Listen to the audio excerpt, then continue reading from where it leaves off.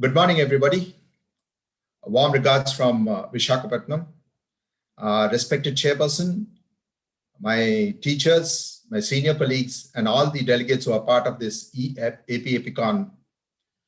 At the outset, I would like to thank Professor Subbarao, the chairman, scientific committee, and my classmate, the organizing secretary, the ever versatile Dr. Jawahar, for giving me this opportunity to talk on vasculitis. Well, to talk about vasculitis in 20 to 25 minutes is very difficult. So what I thought was I would just give a physician's perspective as far as vasculitis is concerned. And these are my clinical cases which I had come across in my everyday practice. And so I thought I would share with you.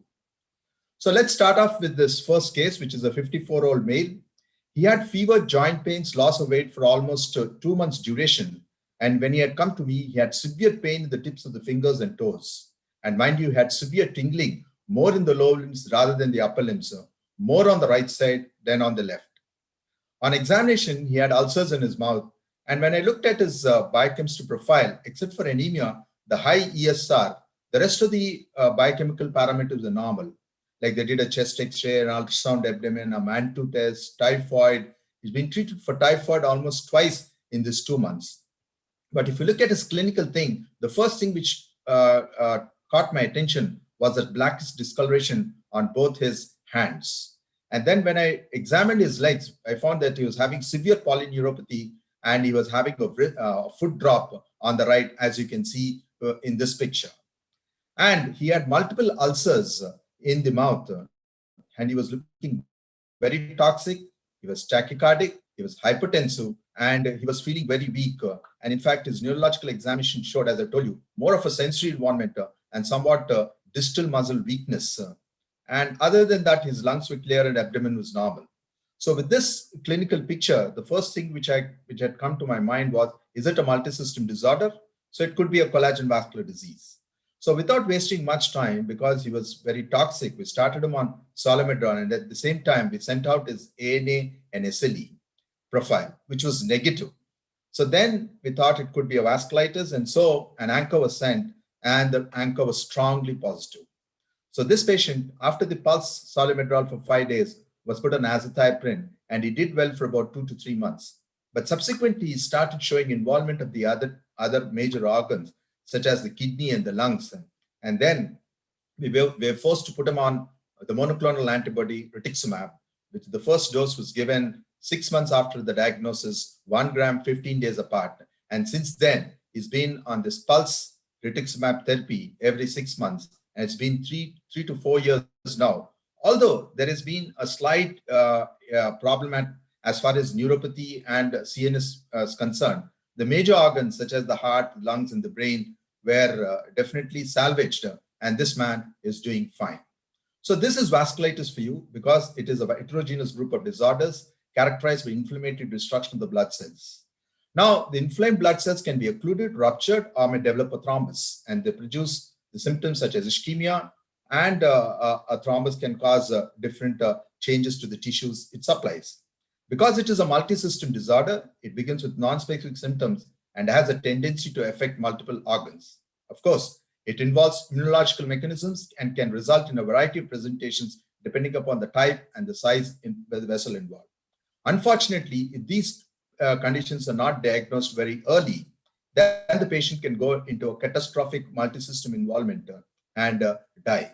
So the fatality is high if not diagnosed very early. So this is the vasculitis. This is the normal vessel which you can see here. On the other hand, the vessel wall will be inflamed. There can be a thrombus sitting inside the vessel, and there can be a fibroid necrosis of the vessel wall. So the pathophysiological mechanisms because of this destruction in the vessel wall will be evident to us in one way or the other. And if you do a biopsy of the vessel, this is what you get. If you get this, then your diagnosis is very much there. But however, the general diagnostic approach is the 5 important questions. The first thing is this a condition that could mimic the presentation of vasculitis? Is there a secondary underlying cause which we need to really look at? And what is the extent of vasculitis? Because the treatment would depend on that. How do we confirm the diagnosis? Because the confirmation is very, very important, but how it is a little difficult. And what specific type of vasculitis is this? Because depending upon that, again, our approach would vary. If you look at the Chapel 2012 revised health nomenclature, it has defined vasculitis as large vessel, medium vessel, and small vessel vasculitis. Now, it is the Takayasu arthritis and the giant cell arthritis when it is the large vessel involvement. It is known as polyarthritis nodosa or Kawasaki disease if it is a medial vessel vasculitis. The ANCA-associated vasculitis can involve the arteries right from here to the veins here. So it can be a medium, small, or leukocytoclastic vasculitis or only a venulitis. So under this, we have the microscopic polyangiitis, and the second is Virginia's old timers. The newly it is known as granulomatosis polyangiitis, that is GPA. Earlier Chuck Strauss is today known as eosinophilic granulomatosis with polyangiitis, that is EGPA. As far as the anti-GBM disease is concerned, it involves only the capillaries and the venules, and so you have only the lung involvement there. This is known as the anti-GBM disease. However, there can be an immune complex small vessel vasculitis. So suppose the ANCA is negative, but however, the ESRs are very high and the C3, C4s are decreased. Then you have to think of cryoglobulinic vasculitis or the run-of-the-mill, which is very, very common in children, that is the Henoch-Schönlein purpura. Then always keep something behind your mind when any patient who comes with chronic urticaria, that is what is known as hypercomplementemic urticarial vasculitis or what is known as anti-C1q vasculitis.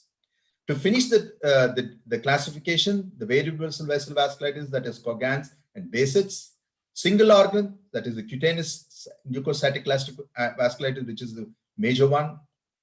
The vasculitis associated with the systemic diseases and probable etiologies such as syphilis, Hep B, Hep C, drug-induced, and cancer-associated vasculitis.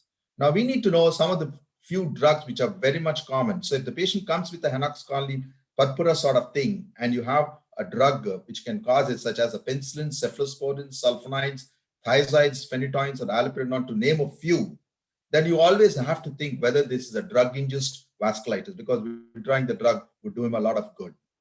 Now, whenever a vasculitis patient comes, it is really the symptoms that these patients have, like in the first patient which I presented, is from the release of chemical mediators from inflamed cells, such as fever, night sweats, weight loss, arthralgia and myalgia. If you look at the labs, it could be a normocytic normochromic anemia, leukocytosis, thrombocytosis, a raised ESR, and CRP.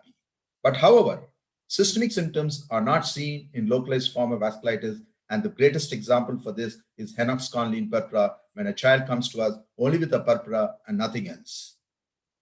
But however, you need to know what are the vessels involved depending upon the presentation. If it is a large vessel, aorta and major branches can present with limb claudication, asymmetric blood pressure, bruise, absent pulses, renovascular hypertension, or an aortic dilatation. If it is the medium vessels, visceral vessels, and the muscular arteries, they usually present with non-healing ulcers, livedo reticularis, digital gangrene, mononeuritis multiplex, or microaneurysms. On the other hand, if it is only the arteries and the arterioles, can be a purpura, urticaria, glomerulonephritis, alveolar hemorrhage, or it can be a uveitis, episcleritis, or a scleritis. Mind you, in the eye can only the first presentation of a vasculitis. Now let's look at the large vessel and the medium vessel vasculitis, of which the limb claudication is very much more, and you can have strokes, that is the cervical cerebral arteries, which is seen about 4 to 10%. Now we had this 44-year-old male who had presented with PUOs for almost 6 weeks duration. The only clinical finding which we found in him was a cervical lymph nodes. The CT chest and abdomen was normal. He had, as far as biochems were concerned, he had only leukocytosis and an increased ESR. So as the lymph node FNAC initially in excision biopsy just showed a non-specific lymphadenitis, because in the protocol we need to do a PET CT scan, we went and did it. So what did we find? We found an increased uptake from the branches of the aorta. You can see here the uptake, which is very much seen in the arch of the aorta and the descending aorta. You can clearly see in the sagittal section how the aorta is showing an increased uptake. And so this was a case of aorta arteritis. So this patient was started on steroids, and later on he was put on mycophenolate mofetil. He became afebrile and he was doing well. 2 years down the line, we got the PET CT repeated, and you can see the avid take up by the aortic and its branches is not at all there in the sagittal sections and in the coronal sections. So this patient he's doing well. And so this is what a PET scan can pick up the medium and the large vessel vasculitis in patients who have PUO. Then you had this 22-year-old male who, this was very early, about 15 years ago. He had come with high blood pressure. So we thought it to be a renovascular hypertension, but clinically he had aortic regurgitation. But we found that his renal artery was stenosed on the left side. Finally, of course, it turned out to be an aortoarteritis, because when we did the, of course, the CTs were not there that much at that time. We did the Doppler and we found that the aortic arch vessels were definitely affected. The aortic valve was affected and there was aortic regurgitation. But however, he underwent a renal artery stenosis and his blood pressure was very well under control. And he was doing well. But ultimately, 5 years down the line, because of the aortic valve involvement, the aortic valve was replaced. But of course, he was doing very well.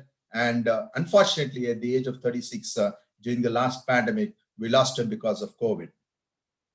Then we had this 40-year-old female, which had come across last year.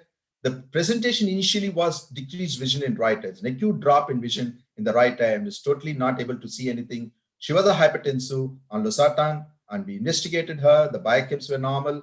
The CTT work was normal. We did an MRI angio, which was normal. When we sent her for the eye examination, this was the chalky white precipitate of the disc that you can see. So the ophthalmologist said that it is an ischemic, arteritic ischemic optic neuropathy. And so what they said is you need to rule out vasculitis in this patient. So to rule out a collagen vascular disease, we did an extensive workup. When they said it is an ischemic one, we gave her a dose of Solomedrol for 3 days. But as there was nothing foregoing to help us, because the CSR was not high, the C3, C4s were normal, there was no significant improvement in vision. So we just didn't give her any follow-up medications, and we were following her up. After 1 month, she had come up, and when I saw there was an increase in her blood pressure, which she was very well controlled for the last 3 years. And then I found that the radial pulse was weak. So we started investigating her with imageology. And then lo and behold, we found that the subclavian artery arising from the right trunk was narrow, and there is a definite narrowing seen there. And in addition to that, we found that she had a superior mesenteric origin narrowing, and the ostia of the left renal artery also narrowing. So this is a case of medial and small vessel vasculitis. When we went back into history, she said that prior to the onset of this acute fall in vision, she had severe pain in the right arm, severe neck pain, and she had to go to an orthopedic orthopedician who had prescribed her some analgesics, and it has come down. So retrospectively, we thought that maybe that was the vasculitic symptoms she had initially. The ANA is not very significant. P ANCA and C ANCA is negative. So this is the renal artery on the left side, which shows some amount of stenosis. Beautiful pictures of the small and medial arteries, what with the imaging we have today. And this, you can see definitely the narrowing of the vessel from the aortic arch. So this is medial vessel vasculitis. And so this patient, we started her on MMF after a short course of steroid, and she's doing well. And today, her radial pulse is much better. The blood pressures are better controlled. So especially in females, that is one of the symptoms we said is absent pulses or decreased pulses or asymmetrical blood pressures. And one more take-home message from this is any patient who has an acute drop in vision, that is, the AIN is not defined as ischemic and non-ischemic. So you need to really investigate and find a cause for it. So the small vessel vasculitis, if only the glomerular capillaries involved, they can be hematuria, red cell cast in urine, pulmonary capillaries, the lung hemorrhage, presenting as breathlessness, hemoptysis, medium vessels. One new thing which you need to look at is mononeuritis multiplex, if the epineural arteries are involved. Then branches of the celiac artery. We had one patient who had come with severe abdominal pain, and she was found to have a superior mesenteric artery. It's stenosis. Sir, your audio is not at all clear. Hello, can you hear me now? Hello. Can you hear me now? I can hear you, sir, but yes, sir, but your internet is not stable, sir. Okay, so what do I do? Again, like we need to start from beginning, but we need to, like, from your side, we need your internet to be stable, sir, somewhere. Well, my connection is I've got only one connection.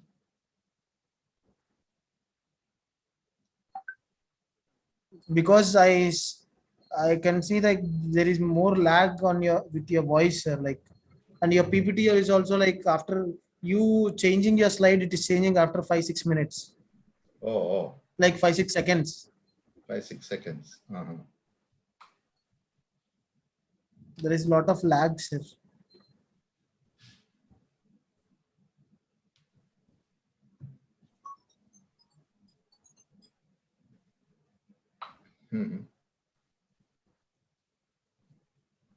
I have only one connection here.